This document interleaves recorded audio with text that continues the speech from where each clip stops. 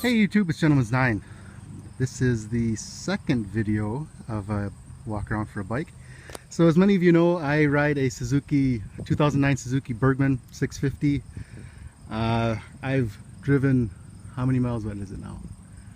I'm at 48,000 miles with that thing, and I've only had it for just under 5 years, 4 years or so, somewhere between 4 and 5 years. And I ride that thing in the summer, I ride it in the winter, I ride it all year round. I've kicked butt in the Polar Bear Challenge. But as all things come to pass, I still have the Bergman. I've actually bought a bunch of CVT replacement parts. The Bergman is actually known at some point for the belt to snap, and it's not necessarily the belt that snaps, it's usually something else that goes along with it. And I proactively bought all the parts to replace inside of there in advance of the belt snapping. I'll probably start that job in November and get the parts replaced before the PBC. But anyways, I got a new bike. It's new to me, but it's actually used. It is this thing.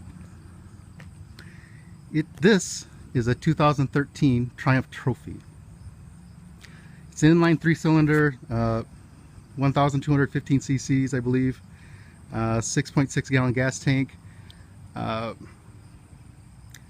I've ridden it by what, 500-600 miles so far, and I'm averaging about 55 miles per gallon. So this is actually getting better gas mileage than my Bergman, believe it or not, and it's got a lot more power. This is silver. Let me just walk around here quick.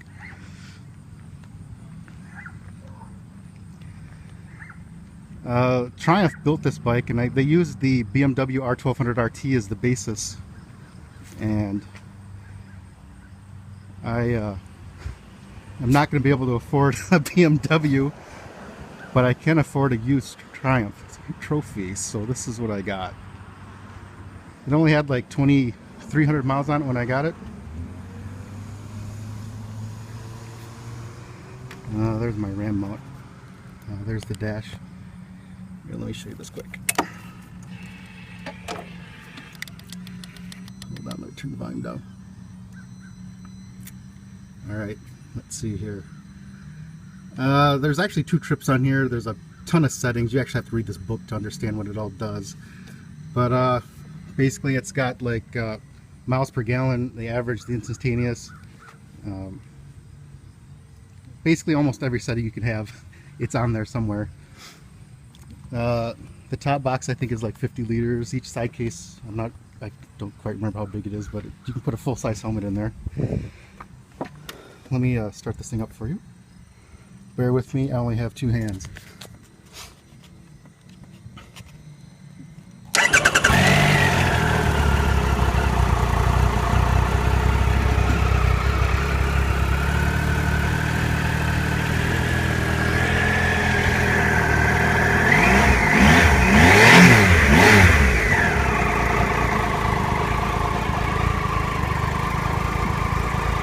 So while I have it running, the only thing that I don't necessarily like about this motor is, to me, it kind of sounds like a diesel truck. So here, if you can hear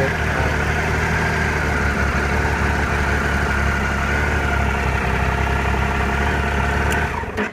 But once I got over that, which probably didn't take that long, I was, in a way, I was kind of expecting it to sound more of like a refined Honda, but it does have kind of a diesel-y sound to me.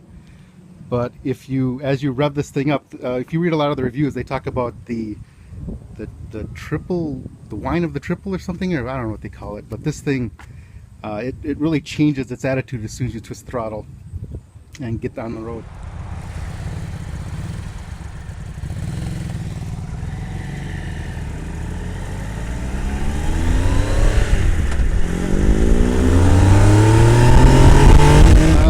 See here, there's a small cubby hole right here to the side. The battery is actually underneath this cover on this side. There's a lot of switches here. Obviously your lights, this is to control the info center, turn signal. This is basically a select on the info center up front. Here's the controls. Oh, I should show you this windshield really quick. It's adjustable, so it rises here. Yeah, actually go back up here. So it actually rises pretty high. If you're sitting on the bike and you raise this to the full height, you're really looking through it, and because of the air turbulence coming around and the height of it, it's actually pushing your head forward. So I don't ride it with the height all the way to the top. So this is to control your music. Right now I actually have an MP3 player sitting in that cubby hole. There's a USB port. There's a USB port here. Got my iPod sitting in there, and I can control the music right here. On the left stock there's cruise control, obviously a kill switch and a starter. Okay, another feature on this Triumph Trophy is Triumph calls it the dynamic luggage system. Basically, if you look here,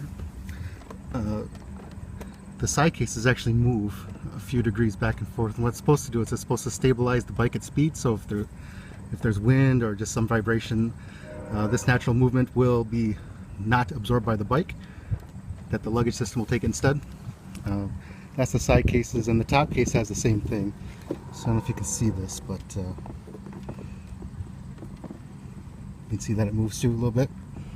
That's supposed to help stabilize the bike, and I've never ridden another sports touring bike, so I can't tell you whether or not this is working, but the bike definitely feels stable when you're on the road.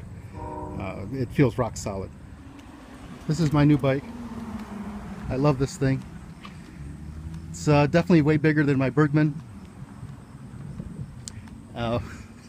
I'm at the edge of seat heightness here. I think it's like 30.9 inches or something. I can't quite remember for seat height. It comes stock with the low seat installed. I guess they install the low seat when it comes to the United States here. And then in my case, I actually have it in the low setting, so I'm pretty sure that's like 30.9 inches or something. So this is my new bike. I definitely won't be using this in the Polar Bear Challenge. That is a job for the Bergman. This thing, I want to tour on this thing. I just got to wait till next summer, I'm thinking, so I can plan a longer trip. Alright, if you guys have any questions, just let me know. I can answer it. This is gentlemansnine. Talk to you later. Bye.